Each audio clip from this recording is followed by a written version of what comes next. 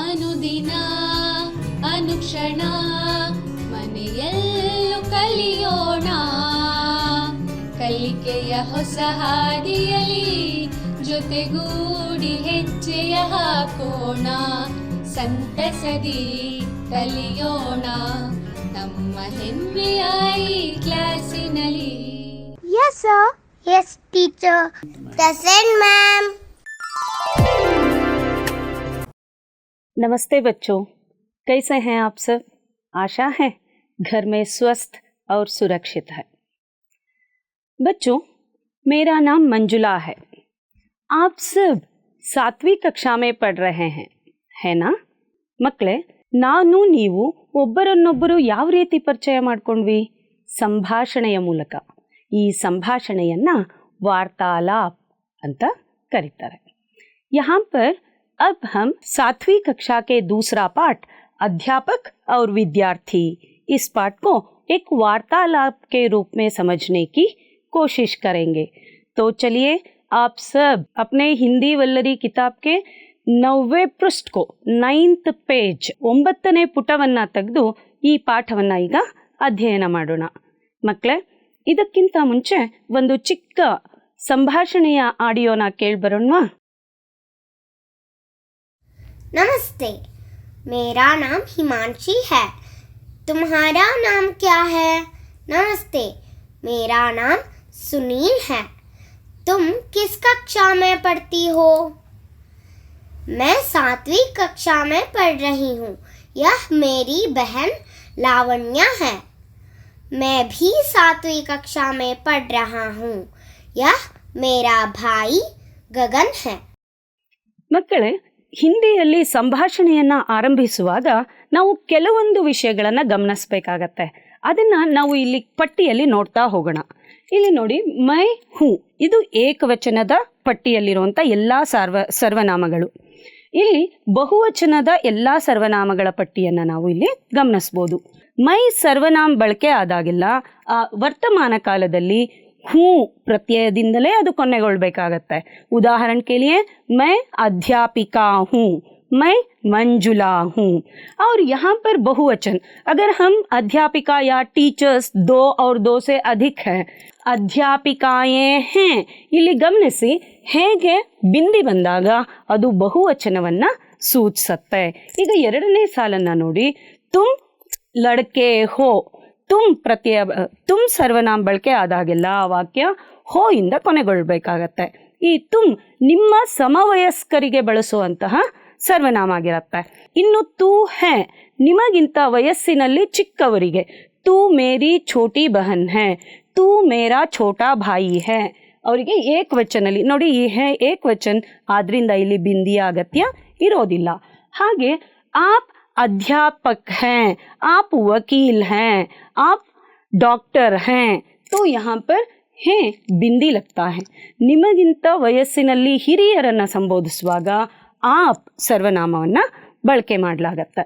ಯಹ್ ಕಿತಾಬ್ high, ಇದು ಅನ್ನೋ ಅರ್ಥ ಕೊಡುವಂತ ಯಹ್ ಕಿತಾಬ್ ಹೈ, ಯೇ ಕಿತಾಬೆ ಹೈ ಬಹುವಚನ್.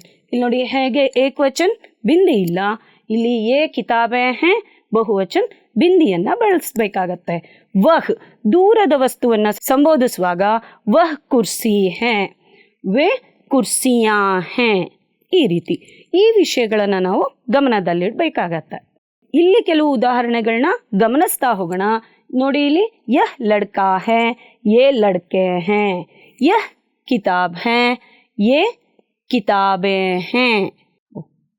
ಯಹಾ ಕುರ್ಸಿ ಹೇ, ಯಹಾ ಪದದ ಅರ್ಥ ಇಲ್ಲಿ, ಇಲ್ಲಿ ಕುರ್ಚಿ ಇದೆ. ಹತ್ತಿರದ ವಸ್ತುವನ್ನು ಸೂಚಿಸುವಾಗ ಯಹಾ ಕುರ್ಸಿ ಹೇ. ಈ ಉದಾಹರಣೆಗಳನ್ನ ಗುರುತಿಸಿ ದೂರ ಇರುವಂತಹ ಏಕವಚನದ ವಾಕ್ಯಗಳಿಗೆ ವಹ್ ಲಡ್ಕಿ ಹೇ, ಹಾಗೆ ವೇ ಲಡ್ಕಿಯಾ ಹೇ, ವಹ್ कलम है, वे कलमे हैं. और आगे देखिए, वहाँ कुर्सियाँ हैं. ದೂರದ ವಸ್ತುಗಳನ್ನು ಸಂಬೋಧಿಸುವಾಗ ವಹಾ ಅಲ್ಲಿ ಅನ್ನೋ ಪದವನ್ನ ಅರ್ಥ ಮಾಡ್ಕೋಬೇಕಾಗತ್ತೆ. चलिए बच्चों, अब हम इस अध्यापक और विद्यार्थी इस पाठ को शिक्षक और छात्र, छात्र शब्द का अर्थ है विद्यार्थी, इन दोनों के बीच के वार्तालाप के द्वारा समझने की कोशिश करेंगे. ಈಗ ಒಬ್ಬ ಶಿಕ್ಷಕರು ಮತ್ತೆ ವಿದ್ಯಾರ್ಥಿಯ ನಡುವೆ ನಡೆಯುವಂತ ಸಂಭಾಷಣೆಯ ಮೂಲಕ ಈ ಪಾಠವನ್ನ ನಾವು ಅರ್ಥ ಮಾಡ್ಕೊಳ್ಳೋಣ. ಇಲ್ಲಿ ನೋಡಿ, सवाल जवाब, संवाद, वार्तालाप, बातचीत, ये सब संभाषण का ही अर्थ देते हैं. यहाँ पर एक संभाषण का नमूना प्रस्तुत है आप लोगों के सामने. अब हम इस पाठ का आदर्श वाचन शुरू करेंगे. मैं जो ही पढ़ते जाती हूँ, आप अपने हाथ में पेंसिल लेकर नए शब्दों को ರೇಖಾಂಕಿತ करते जाइएगा. ನಾನು ಈ ಪಾಠ ಓದ್ತಾ ಹೋಗ್ತಾನೆ, ಇಲ್ಲಿ ಬರುವಂತ ಹೊಸ ಪದಗಳನ್ನ ತಾವು पेंसिल ಅಲ್ಲಿ अंडरलाइन ಮಾಡ್ತಾ ಹೋಗಿ. विद्यार्थी: नमस्ते गुरुजी. अध्यापक: तुम्हारा नाम क्या है? विद्यार्थी: मेरा नाम रमेश है, यह मेरी बहन है. अध्यापक: तुम्हारी बहन का नाम क्या है? रमेश: मेरी बहन का नाम राधा है. अध्यापक: राधा, तुम कहाँ पढ़ती हो?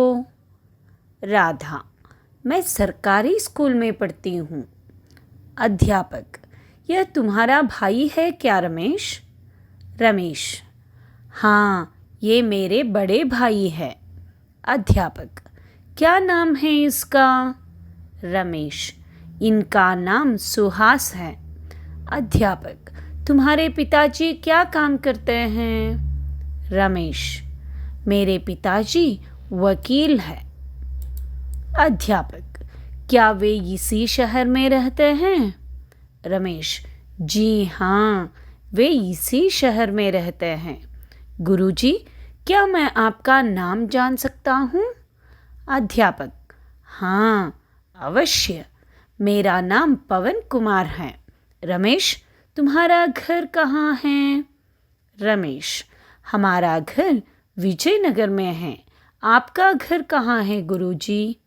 अध्यापक: मेरा घर भी विजयनगर में है. तुम कभी मेरे घर आना बेटा. रमेश: हाँ गुरुजी, ज़रूर आऊँगा. अध्यापक: अच्छा चलो, देर हो रही है. रमेश: धन्यवाद गुरुजी, नमस्ते. चलिए बच्चों, अब हम इन अनुच्छेदों में युक्त, अनुच्छेद मीन्स पैराग्राफ, अनुच्छेदों में युक्त नए शब्दों के अर्थों को जानने की कोशिश करेंगे. अध्यापक, इसका समानार्थक शब्द है शिक्षक, छात्र विद्यार्थी, बहन ಸಹೋದರಿ. ಮಕ್ಕಳೇ, ಹೇಗೆ ಬ್ರದರ್ ಅಂದ್ರೆ ಅಣ್ಣ ತಮ್ಮ ಎರಡು ಆಗತ್ತೋ ಹಾಗೆ ಬಹನ್ ಅಂದ್ರೆ ಹಿಂದಿಲಿ ಎರಡು ಆಗತ್ತೆ. ಲೇಕಿನ್ ಛೋಟಿ ಬಹನ್ ತಂಗಿ, ಬಡಿ ಬಹನ್ ಅಕ್ಕ. ಉಸಿ ತರ ಭಾಯಿ, ಛೋಟಾ ಭಾಯಿ ತಮ್ಮ, ಬಡಾ ಭಾಯಿ ಅಣ್ಣ. ಭಾಯಿ ಅನ್ನೋ ಪದದ ಅರ್ಥ ಸಹೋದರ. ಶಹರ್ ನಗರ, पट्टण, देर, समय. और इस पाठ में युक्त कुछ सामान्य प्रश्नवाचक शब्दों के अर्थों को हम जानने की कोशिश करें. क्या ಶಬ್ದ का अर्थ है ಏನು? ಪ್ರಶ್ನವಾಚಕ ಪದಗಳು ಯಾವಾಗಲೇ ಬಳಕೆ ಆದರೂ ಅದಕ್ಕೆ ಈ ಪ್ರಶ್ನ ಸೂಚಕ ಚಿಹ್ನೆಯನ್ನ ಬಳಸಬೇಕಾಗತ್ತೆ ಮಕ್ಕಳ. ಒಂದು ನಿಮಗೆ ಉದಾಹರಣೆಯ ಮೂಲಕ ತಿಳಿಸಲಾಗಿದೆ. ಕಹಾ ಅನ್ನೋ ಶಬ್ದದ ಅರ್ಥ ಎಲ್ಲಿ, ಕಬ್ ಯಾವಾಗ, ಕೌನ್ ಯಾರು, ಕೌನ್ಸಾ ಯಾವುದು, ಕೈಸೆ ಹೇಗೆ, ಕ್ಯೂ ಅನ್ನೋ ಪದದ ಅರ್ಥ ಏಕೆ. अब हम इस पाठ को वार्तालाप के द्वारा समझने की कोशिश करेंगे. विद्यार्थी अपने गुरुजी से कहता है, नमस्ते गुरुजी. सो ಸ್ಟೂಡೆಂಟ್, ನೀವೆಲ್ಲ ಶಿಕ್ಷಕರನ್ನ ನೋಡಿದ ಮರುಕ್ಷಣನೇ ಏನು ಹೇಳ್ತೀರಿ? ನಮಸ್ತೆ ಗುರುಗಳೇ ಅಂತ ಅವ್ರಿಗೆ ವಿಶ್ ಮಾಡ್ತೀರಿ ಅಲ್ವಾ? ಅದೇ ರೀತಿ ಇಲ್ಲಿ ಒಬ್ಬ ವಿದ್ಯಾರ್ಥಿ ತನ್ನ ಟೀಚರ್ಗೆ ವಿಶ್ ಮಾಡ್ದ. ತಕ್ಷಣನೇ ಆ ವಿದ್ಯಾರ್ಥಿ ಹೊಸಬ ಆಗಿದ್ರಿಂದ ಶಿಕ್ಷಕರ ಮರು ಪ್ರಶ್ನೆ ಏನಾಗಿತ್ತು? तुम्हारा नाम क्या है? तो विद्यार्थी कहता है, मेरा नाम रमेश है. और उस रमेश के साथ उसकी छोटी बहन भी है और उससे भी परिचित कराता है. सो ಶಿಕ್ಷಕರು ಅವನ ಹೆಸರು ಕೇಳಿದ ತಕ್ಷಣ ಅವನು ಹೇಳ್ದ, मेरा नाम रमेश है और यह मेरी बहन है. ಇವಳು ನನ್ನ ತಂಗಿ ಅಂತ ತಂಗಿಯನ್ನು ಸಹ ಪರಿಚಯಿಸಿದ. ಅಧ್ಯಾಪಕ, तुम्हारी बहन का नाम क्या है? तो अब अध्यापक रमेश की बहन का नाम जानना चाहते हैं. ಈಗ ಶಿಕ್ಷಕರು ರಮೇಶನ ತಂಗಿಯ ಹೆಸರನ್ನ ತಿಳ್ಕೊಳ್ಳಿಕ್ಕೆ ಇಷ್ಟಪಡ್ತಿದ್ದಾರೆ. बहन का नाम पूछते हैं तो रमेश कहता है मेरी बहन का नाम राधा है. अब अध्यापक सीधे राधा से ही पूछते हैं कि राधा तुम कहाँ पढ़ती हो. ಇಲ್ಲಿ ಗಮನಿಸಿ ಮಕ್ಕಳ, ಅಧ್ಯಾಪಕ ಕೇಳುವಾಗ ತುಮ್ ಸರ್ವನಾಮಕ್ಕೆ पढ़ती हो प्रत्यय ಬಳಕೆ ಆಗಿದೆ. तो अब राधा कहती है कि गुरुजी मैं सरकारी स्कूल में पढ़ती हूँ. राधा कहाँ पढ़ रही है? राधा सरकारी स्कूल में पढ़ती है. अब रमेश के साथ और एक लड़का है. अब अध्यापक पूछने लगते हैं कि रमेश क्या यह तुम्हारा भाई है? ಸೊ ಅವನ ಜೊತೆ ಇರುವಂತ ಇನ್ನೊಬ್ಬ ಹುಡುಗನನ್ನ ತೋರಿಸಿ ಅಧ್ಯಾಪಕ ಕೇಳ್ತಾರೆ ನಿನ್ನ ಸಹೋದರನ ಅಂತ. रमेश हाँ ये मेरे बड़े भाई है. तो देखिए यहाँ पर रमेश कहता है जी हाँ गुरुजी. जी हाँ ಅಂದ್ರೆ ಗೌರವ ಸೂಚಕ ಪದ. ನಮಗಿಂತ ಹಿರಿಯರಿಗೆ ಹಾ ಅಂತ ಉತ್ತರ ಕೊಡೋದ್ರ ಬದಲು जी हाँ ಪದವನ್ನ ಬಳಕೆ ಮಾಡಬೇಕಾಗತ್ತೆ. तो रमेश कहता है कि जी हाँ गुरुजी ये मेरे बड़े भाई है. बड़े भाई ಅಂದ್ರೆ ಅಣ್ಣ. अब अध्यापक उसके भाई का नाम जानने की कोशिश करते हैं. क्या नाम है इसका? अब रमेश बोलने लगता है इनका नाम सुहास है. ಇಲ್ಲಿ ಒಂದು ವ್ಯತ್ಯಾಸನ ಗಮನಿಸಿ ಮಕ್ಕಳ. ಅಧ್ಯಾಪಕ್ ರಮೇಶನ ತಮ್ಮನ ಬಗ್ಗೆ ವಿಚಾರಿಸುವಾಗ ಇಸ್ಕಾ ಅನ್ನೋ ಪದ ಸರ್ವನಾಮವನ್ನ ಬಳಸಿದ್ರು, ಅದು ಏಕವಚನ. ಈಗ ರಮೇಶ ತನ್ನ ಅಣ್ಣನ ಬಗ್ಗೆ ತಿಳಿಸ್ತಾ ಇರೋದ್ರಿಂದ ಇನ್ಕಾ ನಾಮ್ ಎಂದು ಗೌರವ ಸೂಚಕವಾಗಿ ಇನ್ಕಾ ನಾಮ್ सुहास है ಅಂತ ಹೇಳ್ತಾ ಇದ್ದಾನೆ. तो रमेश के बड़े भाई का नाम क्या है? रमेश के बड़े भाई का नाम सुहास है. अब अध्यापक रमेश से और अधिक जानकारी पाने की ಕೋಶಿಶ್ करते हैं. ಅವನು ಚೆನ್ನಾಗಿ ಉತ್ತರ ಕೊಡ್ತಾ ಇರೋದ್ರಿಂದ ಶಿಕ್ಷಕರಿಗೆ ರಮೇಶನ ಬಗ್ಗೆ ಇನ್ನಷ್ಟು ತಿಳ್ಕೊಳ್ಳುವಂತ ಕುತೂಹಲ ಹೆಚ್ಚಾಗತ್ತೆ. तो वे आगे पूछने लगते हैं कि तुम्हारे पिताजी क्या काम करते हैं? तो रमेश कहता है कि मेरे पिताजी वकील हैं. तो रमेश के पिताजी क्या काम करते हैं? रमेश के पिताजी वकील है जो न्यायालय में काम करते हैं. तो अध्यापक आगे फिर से पूछने लगते हैं क्या वे इसी शहर में रहते हैं? शहर ಅಂದ್ರೆ ಪಟ್ಟಣ. ನಿಮ್ ತಂದೆ ಇದೇ ಊರಲ್ಲೇ ಕೆಲಸ ಮಾಡ್ತಾರಾ ಅಂತ. ನೋಡಿ ರಮೇಶ್ ಉತ್ತರ ಕೊಡ್ತಾನೆ जी हाँ वे इसी शहर में रहते हैं. गुरुजी क्या मैं आपका नाम जान सकता हूँ?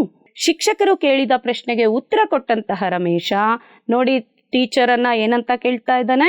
ಗುರುಜಿ ಕ್ಯಾ ಮೈ ಆಪ್ಕಾ ನಾಮ್ ಜಾನ್ ಸಕ್ತಾ ಹೂಂ. ಎಷ್ಟು ಗೌರವವಾಗಿ ವಿಧೇಯನಾಗಿ ಸರ್ ನಿಮ್ಮ ಹೆಸರೇನು ಅಂತ ತಿಳ್ಕೊಬೋದಾ?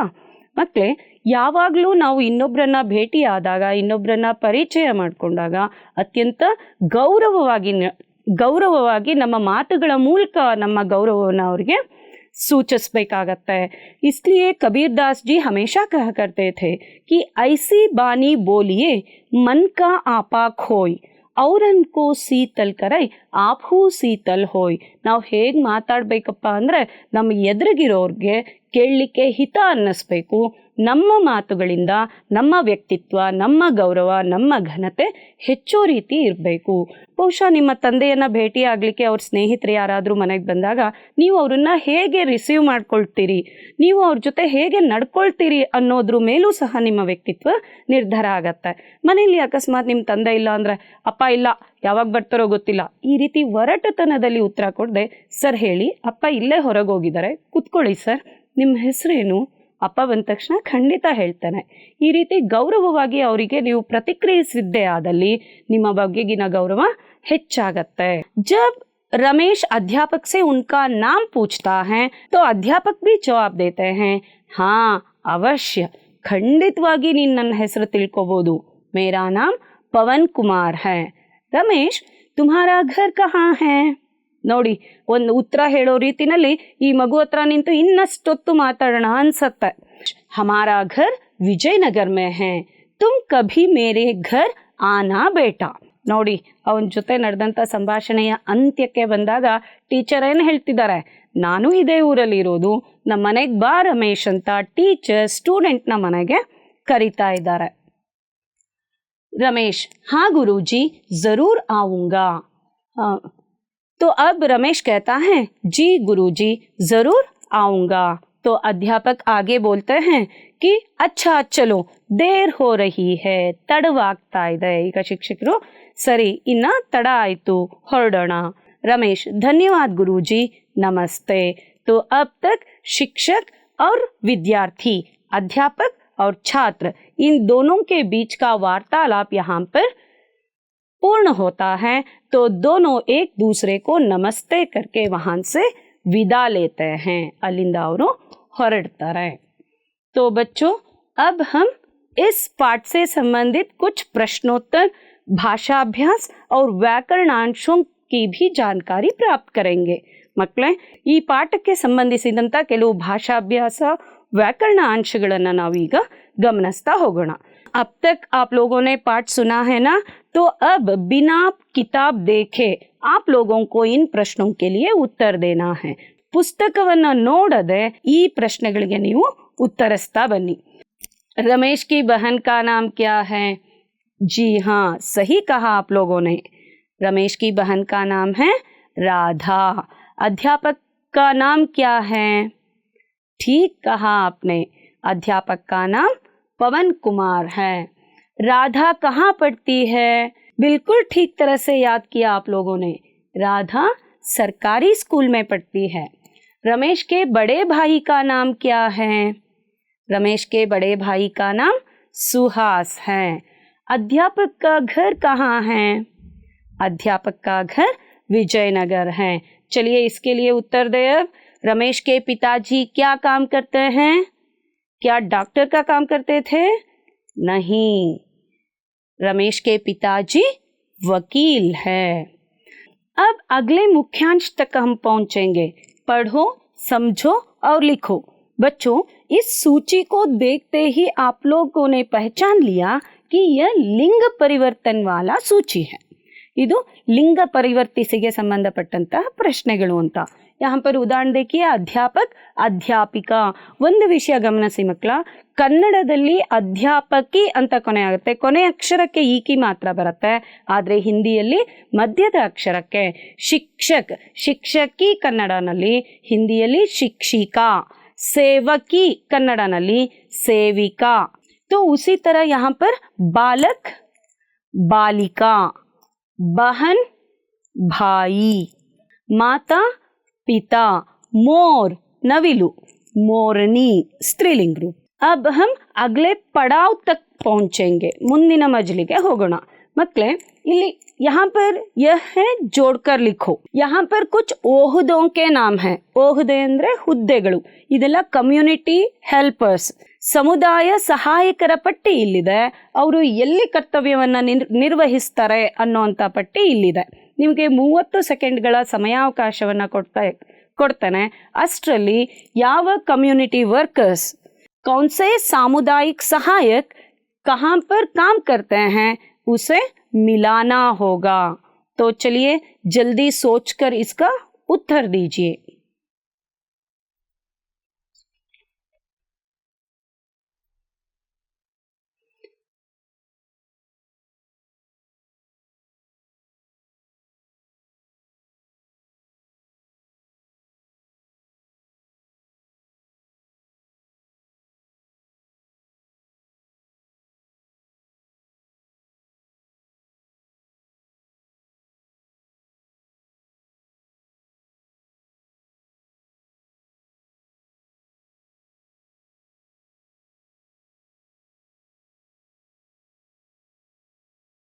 तो क्या अब हम उत्तरों की जांच करें? ನೀವು ಆಯ್ಕೆ ಮಾಡಿರುವಂತ ಉತ್ತರಗಳು ಸರಿ ಇದೆಯಾ ಅಂತ ನೋಡೋಣ ಈಗ। तो ನೋಡಿ, ಮೊದಲನೆಯದು गुरुजी। चित्र देखिए और उत्तर को भी पहचानिए। गुरुजी कहाँ काम करते हैं? पाठशाला में। तो अब यह कौन है? वकील है। वकील कहाँ काम करते हैं? जी हाँ, न्यायालय में। और यह कौन है? किसान, रैता। तो किसान की कर्म भूमि कहाँ है? वह है खेत। और अगला कौन सा है? वैद्य। वैद्य कहाँ काम करते हैं? अस्पताल में। अब अगला है व्यापारी। तो व्यापारी कहाँ काम करते हैं? रसोई घर में। रसोई घर ಅಂದ್ರೆ ಅಡುಗೆ ಮನೆ, ವ್ಯಾಪಾರಿಯನ್ನ ಅಡುಗೆ ಮನೆಯಲ್ಲಿ ನೋಡ್ಬೋದಾ? जी बिल्कुल गलत है। व्यापारी सिर्फ दुकान में पाए जाते हैं। तो अब हम सिपाही को कहाँ देखते हैं? सेना में। यानी तो अब हम अन्य वचन रूप यानी एक वचन से बहुवचन रूप को पहचानेंगे। तो घर का बहुवचन है घर।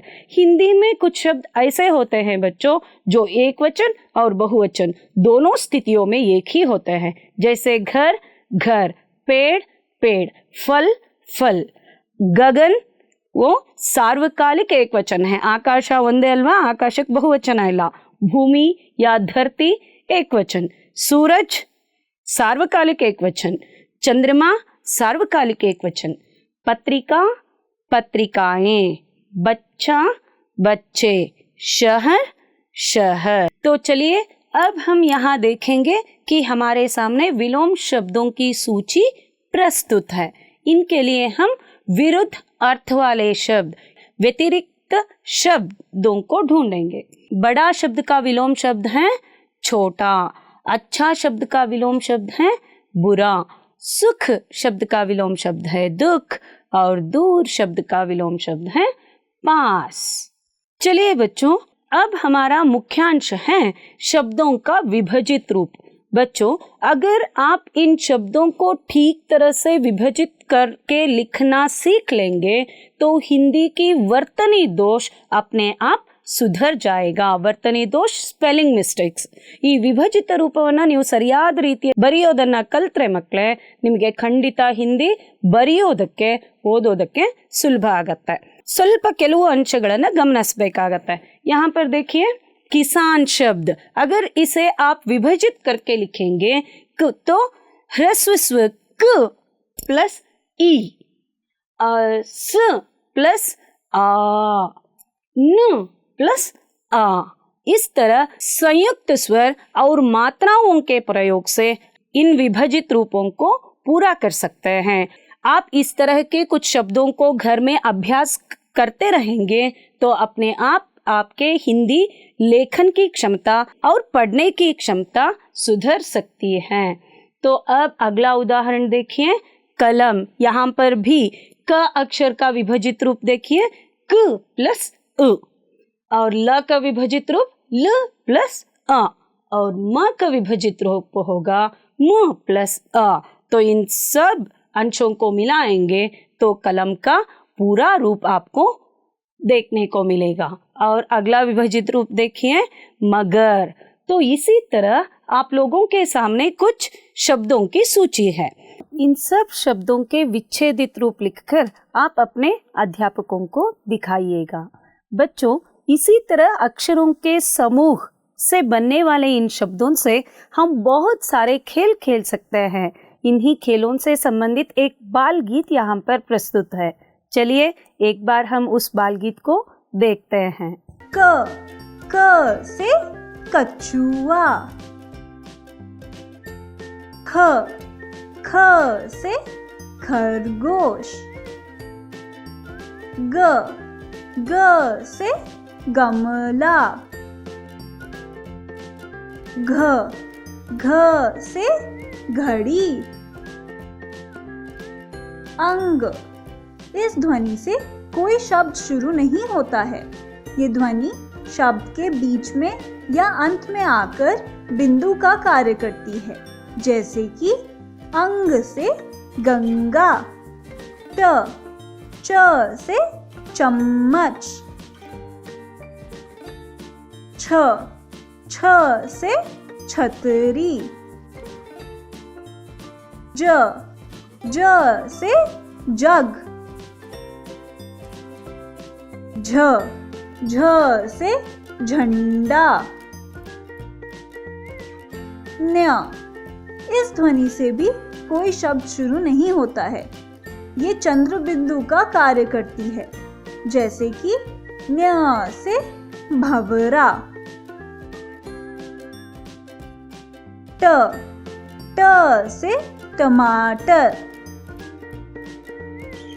ठ से ठंडा। ड ड से डमरू। ढ ढ से ढक्कन। ण ण से बाण। त त से तराजू। थ थ से थर्मस। द द से दावत। ध ध से धनुष। न न से नल। प प से पतंग। फ फ से फल। ब ब से बस। भ भ से भालू। म म से मछली। य य से यज्ञ। र र से रस्सी। ल ल से लट्टू। व व से वीणा। श श से शंख। श श से षटकोण। स स से सेब। ह ह से हाथी। क्ष क्ष से क्षत्रिय। त्र त्र से त्रिशूल। ज्ञ ज्ञ से ज्ञानी। तो बच्चों, अब हम गृह कार्य तक पहुंच चुके हैं। तो यहाँ पर जो 2 सवाल हैं, इन्हें अपने नोटबुक में लिखिए और इनका उत्तर लिखकर अपने अध्यापकों को जरूर दिखाइए। इसके साथ साथ आपको यहाँ पर परियोजना कार्य है। परियोजना कार्य 1 एक्टिविटी और 1 प्रोजेक्ट वर्क। स्वतंत्रोत्सव आचरण तैयारी से संबंधित अपने दोस्तों के बीच हुए वार्तालाप लिखिए। ಈಗ ಅಧ್ಯಾಪಕ ಮತ್ತೆ ಶಿಕ್ಷಕ್ ಇವರ ನಡುವಿನ ವಾರ್ತಾಲಾಪನ ನೀವು ಗಮನಿಸಿದ್ರಿ ಅಲ್ವಾ, ಸಂಭಾಷಣೆಯನ್ನ ಗಮನಿಸಿದ್ರಿ ಅಲ್ವಾ? ಅದೇ ರೀತಿ ನೀವು ನಿಮ್ಮ ಸ್ನೇಹಿತನ ಜೊತೆ ಸ್ವಾತಂತ್ರ್ಯೋತ್ಸವದ ಆಚರಣೆಯ ಸಿದ್ಧತೆಯನ್ನ ಹೇಗೆ ಮಾಡ್ತೀರಿ ಅನ್ನೋದನ್ನ 10 ವಾಕ್ಯಗಳಲ್ಲಿ ಸಂಗ್ರಹಿಸಿ ಬರೆಯಿರಿ. ಅದನ್ನ ನಿಮ್ಮ ಶಿಕ್ಷಕರಿಗೆ ತೋರಿಸಿ.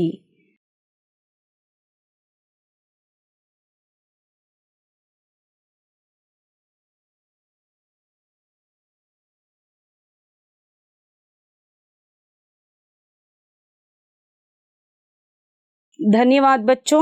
आशा है आप सब आज के वार्तालाप के द्वारा अध्यापक और विद्यार्थी पाठ के बारे में स्पष्ट जानकारी प्राप्त कर चुके हैं। धन्यवाद। ಅನುದಿನ ಅನುಕ್ಷಣ ಮನೆಯಲ್ಲೂ ಕಲಿಯೋಣ, ಕಲಿಕೆಯ ಹೊಸ